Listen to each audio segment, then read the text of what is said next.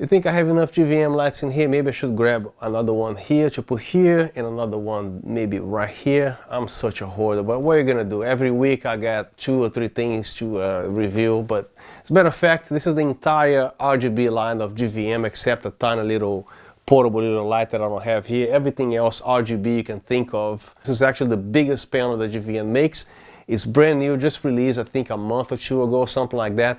And finally I got this panel here sent to me. As a matter of fact, once somebody wants to send me something here, I ask, is this RGB?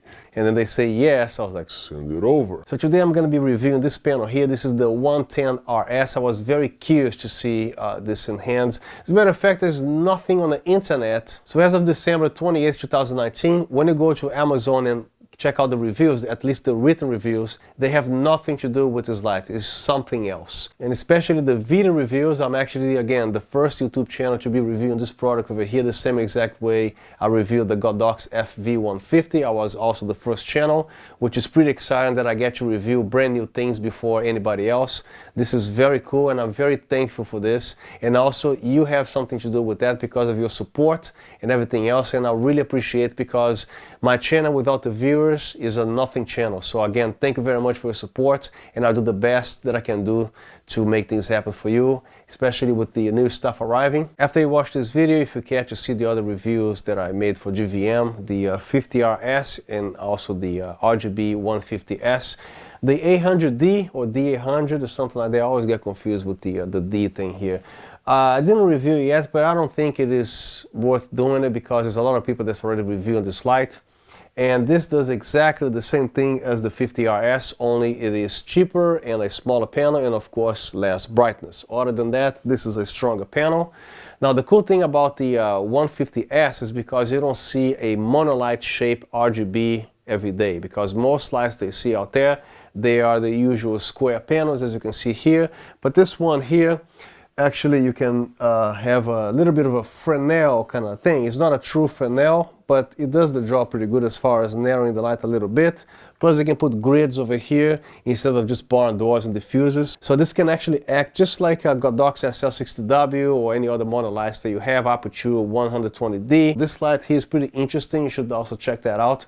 So this whole thing that GVM makes here, you have a complete variety. This one here you can actually use as a hair light, RGB or not, like a daylight or tungsten or whatever you want to do.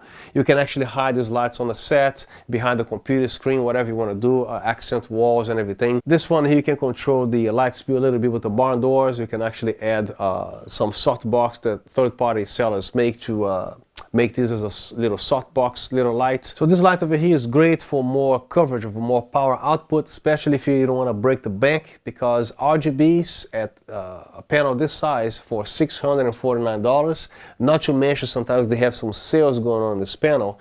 That's pretty much a steal because that's a big panel for under $650.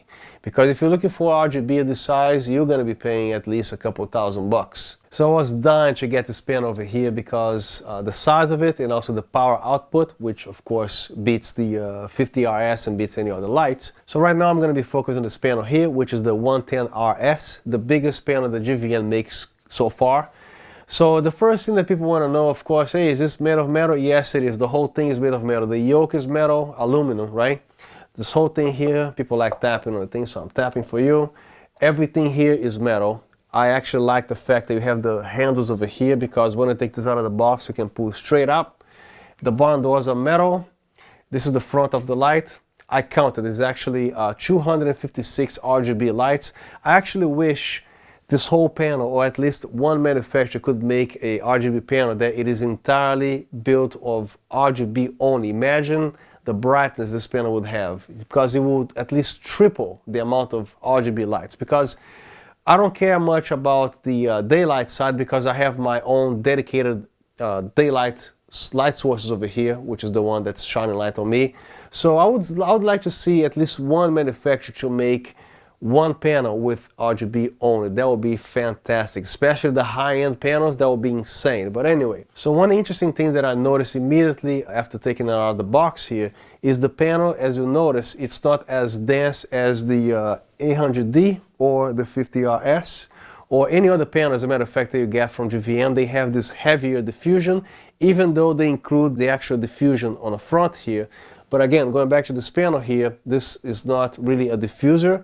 So you can actually put this one here with a little bracket that they include right in front of the panel to diffuse the light further. But keep in mind that with these panels here, it's either the barn door or that external diffuser. You cannot use at the same time. This is something to get used to if you're not familiar with GVM products, but this is the way the panels are designed. So I was thinking about ordering a piece of plexiglass, the same density that this one has at my local glass shop. It shouldn't cost a lot, it's probably 25, 30 bucks. I mean, plexiglass is kind of expensive, but for this size here, it should be, I don't know, 25, 35 bucks. And then I'm gonna be able to replace the panel without even having to deal with an extra diffusion thing here, which is the one that you attach the brackets over here, which is not really a big deal. It's just sometimes I don't have time to assemble all this stuff on a set because, you know, time is money, the client is waiting and everything. Now this is the primary thing that I think is actually very cool about this panel. First of all, everybody is concerned about budget. A lot of people are. So a panel this size for only costing $650. For an RGB panel, this is a steal because unless you're looking for all the bells and whistles with the whole 57.97.9 Kelvin degrees and the CRI 98.6954, if you're getting too fancy, this panel is going to cost you at least $2,000 and up.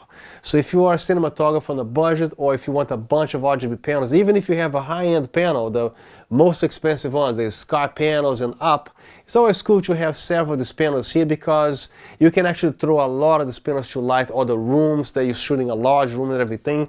This is the panels that I find where GVM is going to shine because I can buy like 10 of these without breaking the bank. So all I need for this panel is to shine some blue, some magenta, some green, or something in between. This is perfect for me. And again, this whole thing is made of metal. This panel has its limitations. As far as tweaking to the molecular level, this is not the panel for you, okay? If you're looking for a panel, again, to just shine some nice colors, this is perfect for you. There's a lot of corporate shoots that I actually do. I don't have time and the client doesn't have the budget because I charge by the hour. Sometimes I don't have the time to tweak everything to the smallest details, but I do love the convenience that all I gotta do is to power this light is plug this thing here, and to the outlet, power the light on, the light is done. Of course, having a ballast over here, especially if this light is like 15 feet in the air, the ballast is right here. You can actually dial it down and do the stuff you gotta do. But again, for convenience, I love the fact that it's one less thing to set up over here. If you need the ballast, you have your RGB that has a ballast, okay? But for me, this is pretty convenient. And of course, the same simplicity with these other panels here. There's nothing going on except a little power supply. This is not a ballast with anything electronic in here. If you notice on all my tripods here that everything is super nice and neat, there's nothing dangling here because I think there's a lot of users, they just like to have this thing dangling around. But as you can see, this is how I hook it up over here. There's a rubber material here that you can actually put on the back here. And you have the side A with the side B of the Velcro. So after you put this Velcro here, you get the harsh side of the Velcro. And this you're gonna loop through here, press it in, and then this is not going anywhere. As you can see, very nice and neat. This one has it. This one here is slightly larger power supply. And this one is even bigger. Nothing moves. Everything is Velcro down to the stand. So when you put this on top here, you can actually raise the stand as high as you want, and this is not going to be in the way. This actually goes with the light. If you put this over here, the wire is gonna, it's not gonna work. Make sure you put this as close as possible to the light. And this one doesn't have any power supply at all. Again, I love the fact that this whole thing is built in here. Is just the power cord that I'm worried about. Plug the thing in the outlet, plug this back here, good to go. Flick it over. Another feature that this panel has is, because it is a larger panel, requires a lot of power. So they put a professional V-mount battery here, which I do. So I would love to power this for hours using a V-mount battery. If you don't have V-mount batteries, they're kind of expensive. If you can't afford one or don't feel like purchasing one for this here, GVM also makes separate to buy an adapter here that you can actually put two Sony MPF batteries. but it's not going to be performing anywhere near V-mount battery, because the other panels that I use, they're extremely large and a lot more expensive than this panel. It requires two massive V-mount on the back. And the CRI of this panel here, the 110RS, is about 97, and they also make a non-RGB panel, which is the GVM 110S only, and the CRI on that is 95. Just so you know, the CRI on this, according to the manual, is 97, and the other light is 95. So the yoke here is pretty good. It's about 5mm thick. It's all made of aluminum, and here's a pretty heavy-duty 5/8 receiver like you see on every other light panel. It fits on every C-stand or every light stand. And this is how thick the actual 5/8 receiver is. And the handles here, there's only one knob to tighten the light. The other side here does not feature one. When I took this out of the box, it was a little bit too tight to my taste, so all you need is a metric size. I think it's a 5mm, I'm not sure, but as long as it's metric, you just pick the right hex or Allen screwdriver, whatever you want to call it. And don't use Imperial because you're going to damage this. This is made in China, this is not USA. So every other country is all metric. So if you want to loosen this up here, you can actually choose the angle that you want the light to be. And then you tighten. There's no need to over tighten. It has a rubber washer in between the two metals. It's not plastic, so it looks like it's gonna last pretty long. And the way it feels when you loosen everything, to me, the way I did it here is not too loose, not too tight. It's perfect. So let me turn this off a little bit. Here's the front of the panel again. As you can see, it's a very light diffuser just to protect the LEDs or to give a little bit of a diffusion, but it's not something that the other panels come. The GVM 800D and the 50RS, the front diffuser is the same exact material as this one here. It's like a milky kind of thing. If you don't have these lights, I'll show you here. It looks like that. So this panel here is a very tiny little diffusion. Some other panels that I have here allows me to have a tiny little diffusion like this or something in middle or heavier. All you're gonna do is lift this out and replace with the other panel. The manual says somehow this is not included, but it is included. This is included, everything is included. You got the barn doors, you got this diffusion panel here, you have this diffusion panel with the brackets, and then you have a diffusion panel placed right in front of the light for an extra diffusion or softness. When I took this out of the box, the first thing that happened, the panel kind of slides out very easily. So I got a Scotch mounting strips on the clear. This is a very gummy and soft with a not so strong glue. So when you want to remove this, it's very easy. So the panel comes right off and locks right back in. Whether you already have some GVM products or not, I'm going to be showing the back of the panel here, which the features that this particular light has. So here's the back of the panel. You have the brightness and the hue saturation controls here. This up and down represents the channel from 0 all the way up to 11. In my case, I'm going to leave it to 0. So on the mode button here, you have your master, rotate, slave, and back to master. On the GVM 800D and the 50RS, for example, you can actually go from master, Wi-Fi, rotate, and slave. It depends on the particular panel. This particular panel does not feature Wi-Fi, so of course you can actually manually manage each one of these lights, but if you don't mind everything responding with the same color, the same brightness and everything, there's a little app over here that you can actually do things like that once you are on the network, which some of them do, some of them don't. This is the GVM 800D, it features the Wi-Fi. Also the 50RS also features the Wi-Fi. This one also, you can control with the app.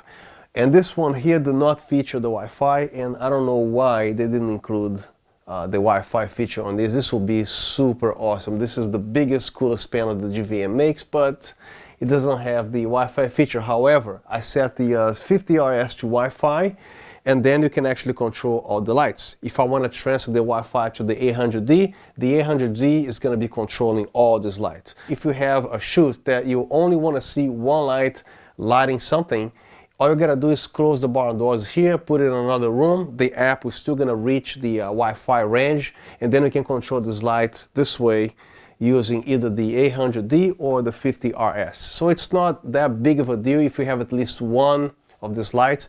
This is the cheapest one that GVM makes. It's the same exact thing the 50RS does, only this is a smaller and lesser power unit. So there are two ways to control this light wirelessly without touching anything. First option, if you already have a GVM 800D or a 50RS, you set one of the lights to master and set this to slave. Anything you're gonna do with the other lights, this is gonna respond. Second option, I'm connecting the 50RS to this app here, and the 50RS through the app is going to control this light. So it will make it feel like it's got a Wi-Fi built in. So as you slide your finger here around the disc, there's a tiny, like, half a second delay, but it gets the job done. If you want daylight, all you're going to do is touch here somewhere and then slide it back up, 5600 Kelvin, all the way down to 3200, or all the way down, this case here, 2000. The GVM 800D, it only goes from 3200 all the way to 5600. This light over here goes from 56 to 2000. So does the 50RS. It goes from 2000 to 5600 Kelvin. Going back to the RGB here is a simple touch. Going back to the daylight, touch this bar, daylight. Going back to the RGB again, you can actually set the saturation. In this light here, I would go no lower than 94, 95, otherwise it's going to be just like white from here all the way down. So it's pretty narrow, the range over here. So if you want a little bit of colors, you got to be at least on 90. And then it goes from here all the way to the heavy stuff again. And finally the brightness here. This light again goes from 5 and 5%, but with the app you can actually go as low as 1% or 0. So 1% all the way to 100, all the way down to 10%, and even less. So as you can see, the light is still on, and it's showing here 5%, all the way down to 1%. And then off.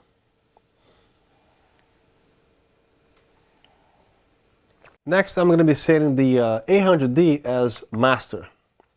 This light is going to do exactly what this one is going to do. Brightness to 5%, 0, everything turns off, except my main light over here, that's my light. So you switch to the RGB, and there you go. These lights are going to be doing the same exact thing. So either one, the Wi-Fi or the master, this light is going to be mimicking everything this one is doing. Right now I'm not connected to the Wi-Fi, so this light is not doing anything unless you log into its own Wi-Fi. If you want to use the 50RS, you gotta also log. Each light has its own network. Keep in mind that even if you have 10 GVM 800Ds, each particular light has a particular network ID. They are not the same. Each one has a different ID. So this one here, for example, I'm not logged in on its Wi-Fi, so it's not going to do anything. Once you log in on the app, everything is controlled through the app. Set it to master, then you manually come here and set your brightness or whatever it is they want to set. I'm on daylight right now. This light can go all the way down to 3200 only, not 2000. This one here, it can go all the way from 5600 to 2000. The 50RS can also go all the way down to 2000, but not the 800D. So leave this back to slave, and then continue with the master. The light immediately responds. So it's pretty easy. Again, it's a big bummer why GVM didn't incorporate the Wi-Fi here. The other light that they make is identical to this panel in size, weight, and everything. The GVM 110S, which is a non-RGB, it also features and comes included with a remote control. This light here does not feature the remote control or Wi-Fi. No kind of antenna or infrared commands whatsoever. It's either the master, rotate, slave, and then back to master.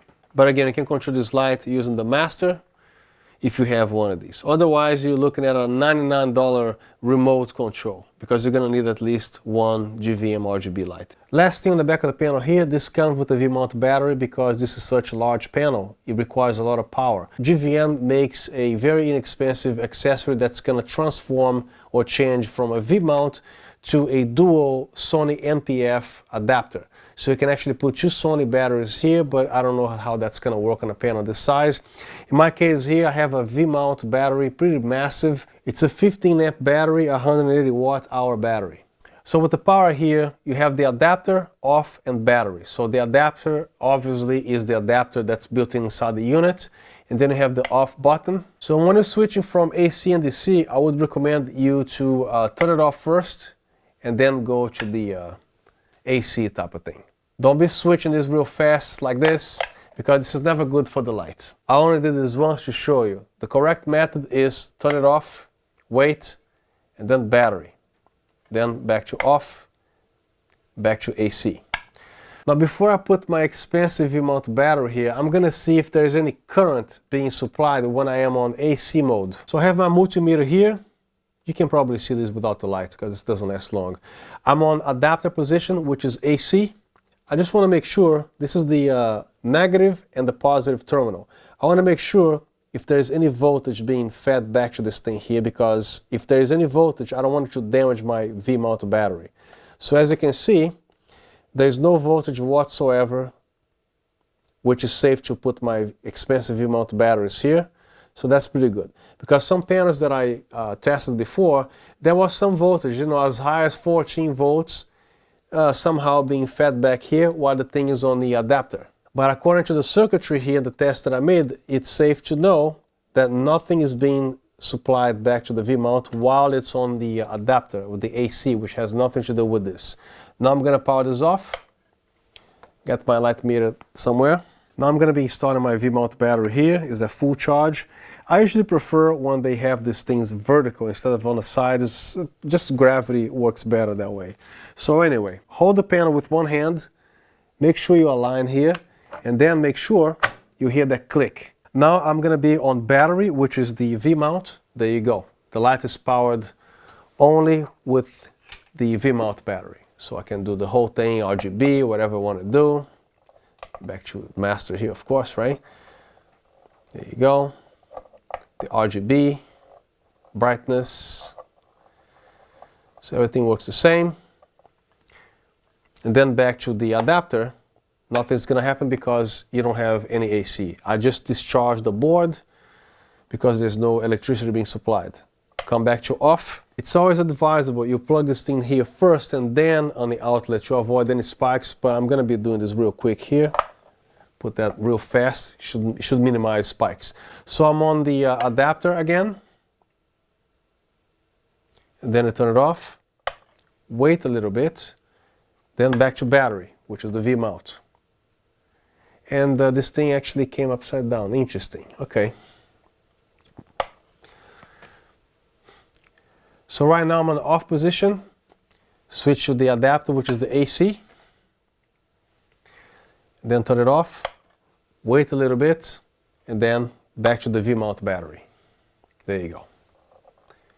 Now I'm actually lining up here all the lights that GVM makes on the RGB, at least the main ones, the 800D, the 110RS, which is the main light being reviewed here, the 50RS, and the 150S RGB. So GVM has an unusual way to do the tungsten light, because the only light that I see that does different is the 800D, which to me is the most accurate as far as tungsten lighting goes, because this particular light over here, it has the regular 5600 all the way down to 3200, right?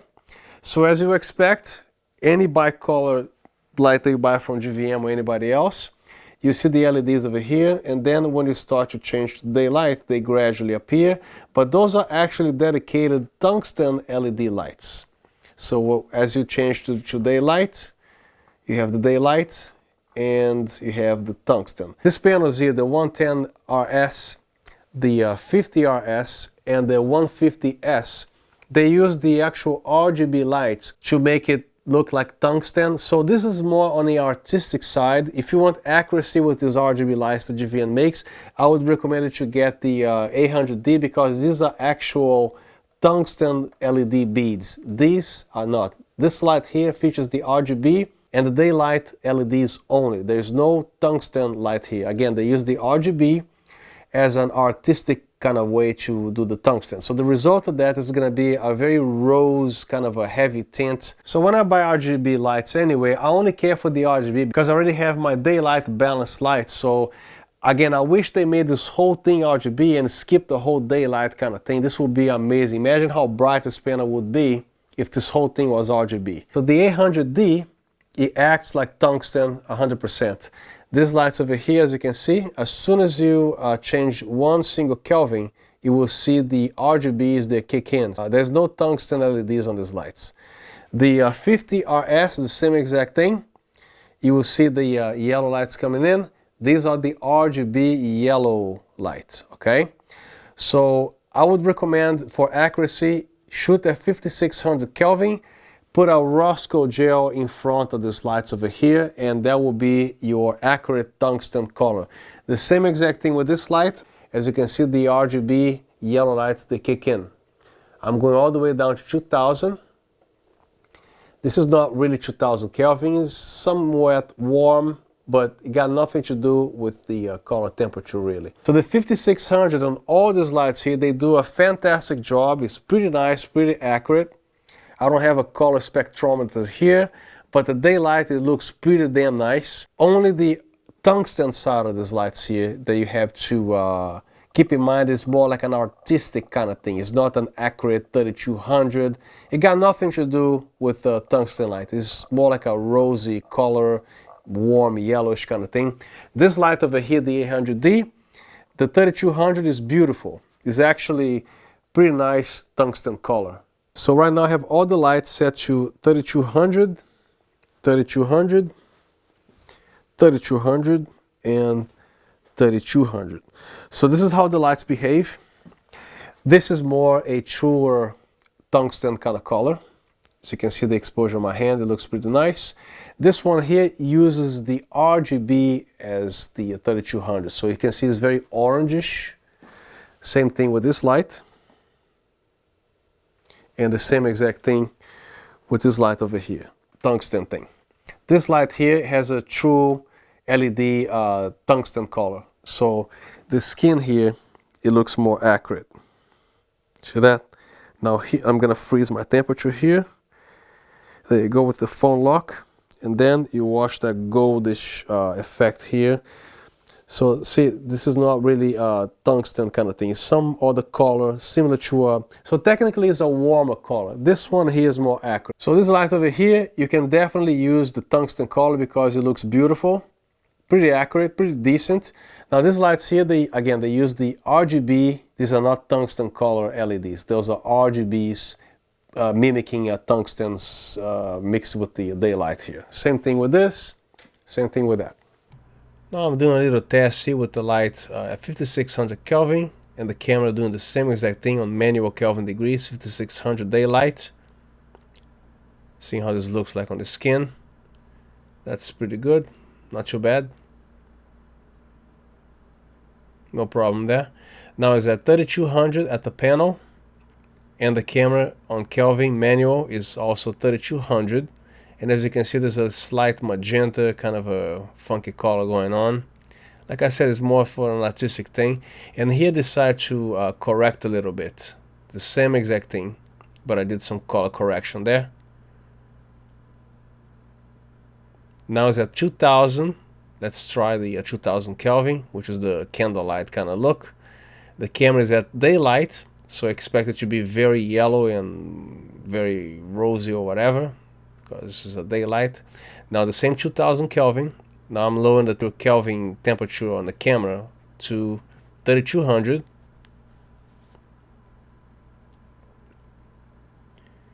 It's a little bit less yellow, but you have that candlelight kind of look thing, but still with a little magenta present. Same 2000. Now I'm balancing the camera to also 2000 Kelvin, and it looks like this.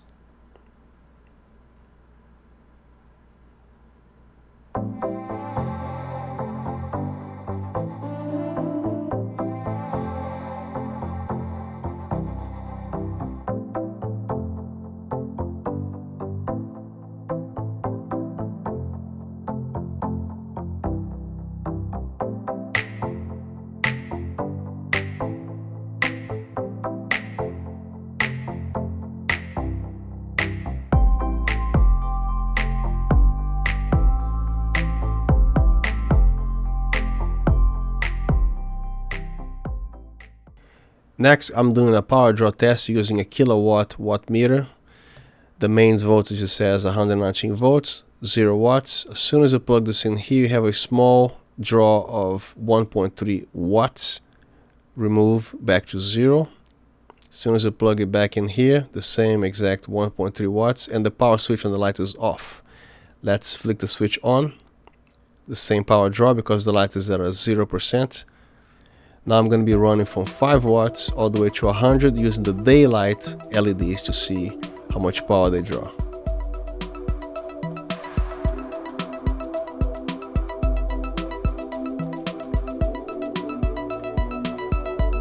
Approaching 50 watts, we should be reading about 27 watts to 30 watts.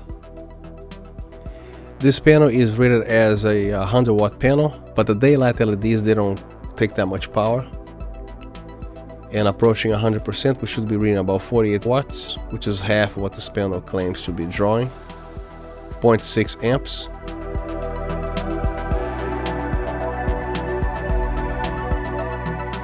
Now let's test the RGB at 100%. It's reading about 0.4 amps, 33 watts.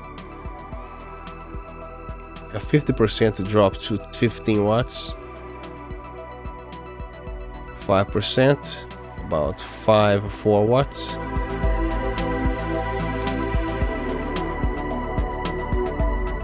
Now I'm testing the hue.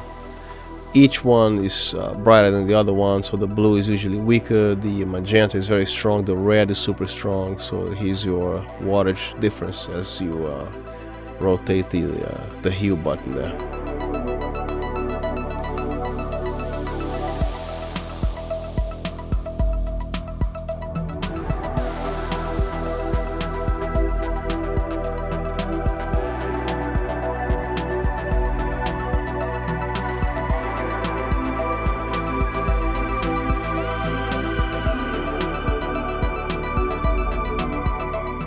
Now we're going to be doing the saturation test. Watch this thing jump.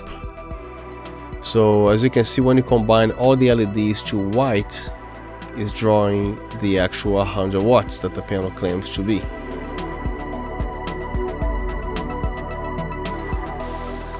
(108 watts), and it was drawing 1 point some amps there before.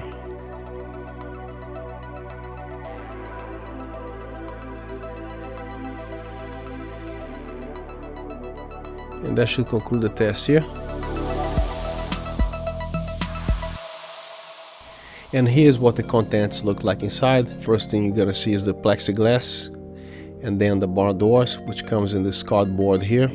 And they have spring-loaded threads, and you can also align it.